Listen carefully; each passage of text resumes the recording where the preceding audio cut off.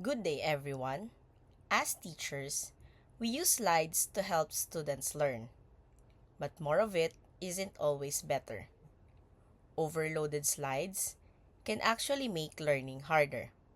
I'm Shanine Santiago, and today I'll show you how multimedia authoring and cognitive load principles can help us create slides that truly boosts understanding.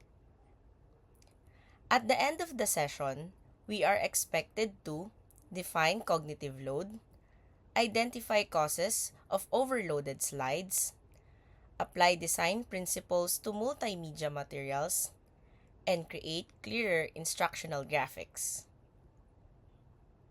Before we dive into strategies for designing lessons, let's first understand the key concept that affects how our students learn: the cognitive load. Our brain can only process a limited amount of information one at a time. When too much information is given, learners can feel confused, overwhelmed, or distracted.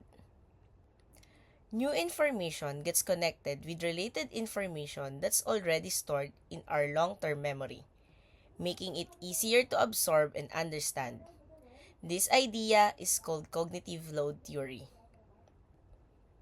Imagine showing a slide full of definitions while you're discussing a different idea. Students may become confused about what they should pay attention to. There are three types of cognitive load. First, intrinsic cognitive load, difficulty of the topic itself, or some things are just harder to understand.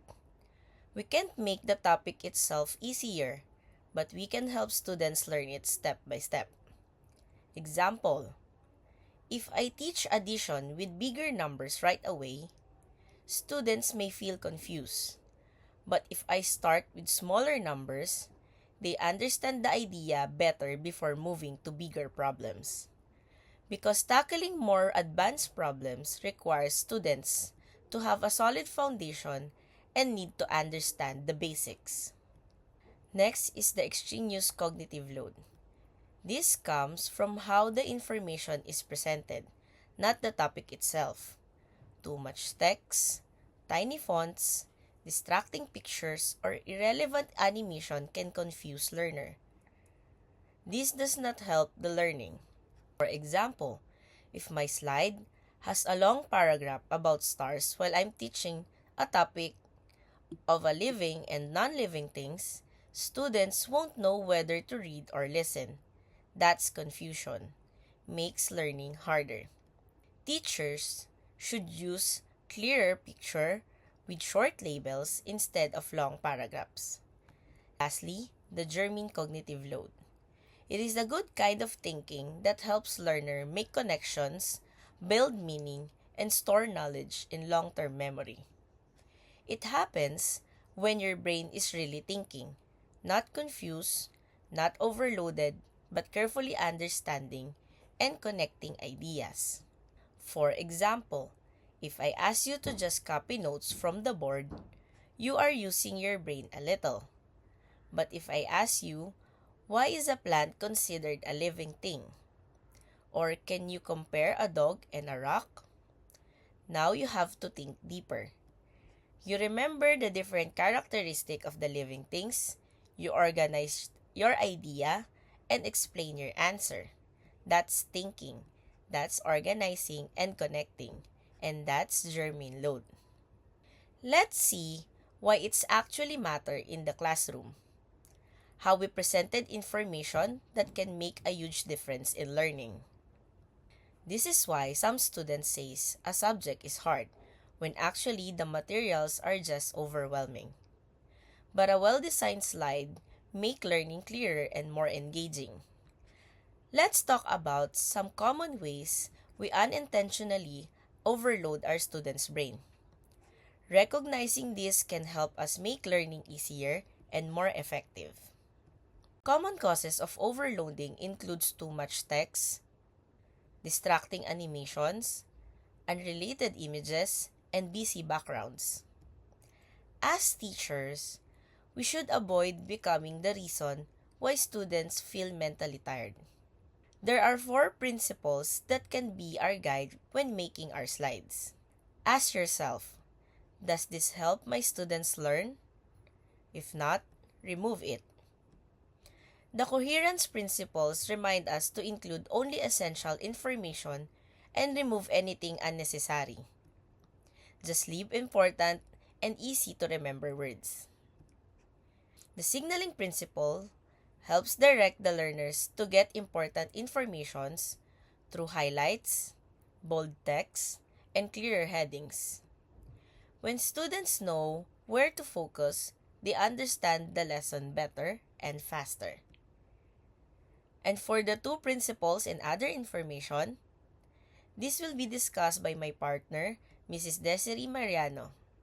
Thank you for listening. Good morning everyone, I'm Desiree Mariano and I'm going to discuss to you the other design principles to multimedia materials. I will also discuss some design tips for you to have a powerful slides. Principle 3. Don't read the slide or redundancy. It suggests to avoid reading paragraphs directly from the slide. Instead, use keywords and visual graphics to present ideas or information. Principle 4. Break information into chunks. Present one idea at a time. Feel free to use multiple slides if you think that the information you want to present are long enough to be displayed in one slide. Here is the example of applying Principle 4 in designing multimedia materials. As you can see here, it presented more ideas or paragraphs and sentences in one slide.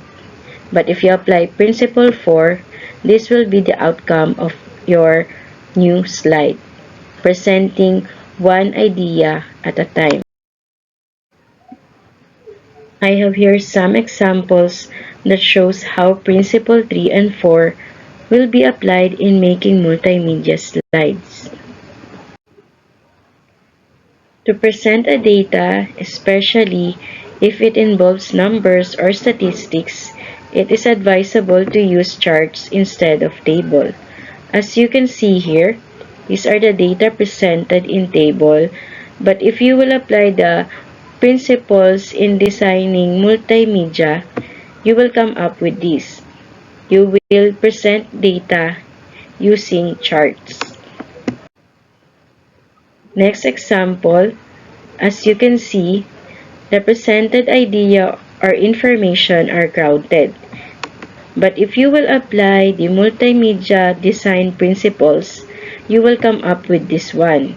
Instead of using paragraphs or many sentences in one slide, break the information into chunks. It is easy to understand if you will use keywords in presenting idea. The following are the design tips for a powerful slides. 1. Typography and font. Use sans serifs font such as Arial and Calibri. Use 24 points or larger for readability of text. 2. Contrast and color.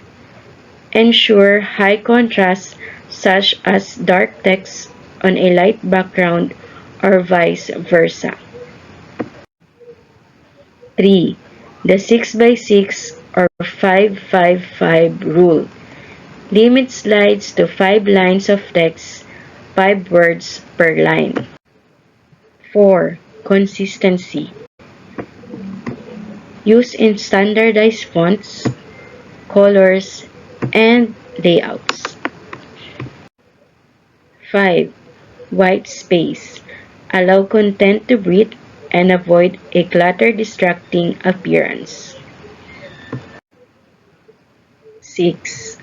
Less text, more visuals. Replace text-heavy slides with 1 to 2 high-quality images or graphs. that enhance your message rather than competing with it. And now, let's discuss some signs that your slides are overloading students. While presenting your multimedia slides, kindly observe your students. You will notice that some of them are confused based on their facial expressions because they cannot process ideas due to information overload.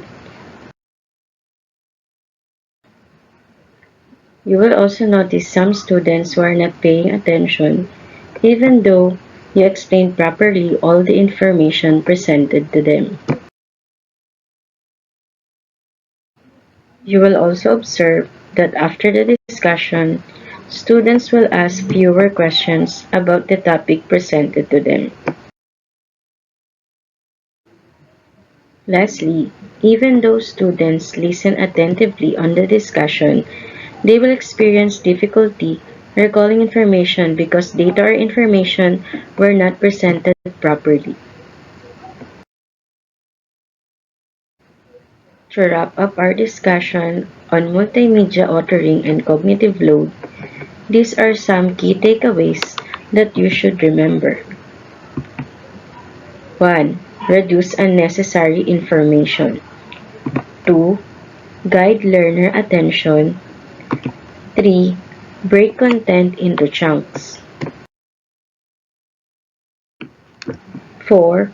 Focus on clarity over decoration. And 5. Good slides make learning easier. For us to check if you really understand our topic in multimedia authoring and cognitive load, we prepared a quick activity. Based on the given example, what do you think are the things needed to fix to present a better information or data?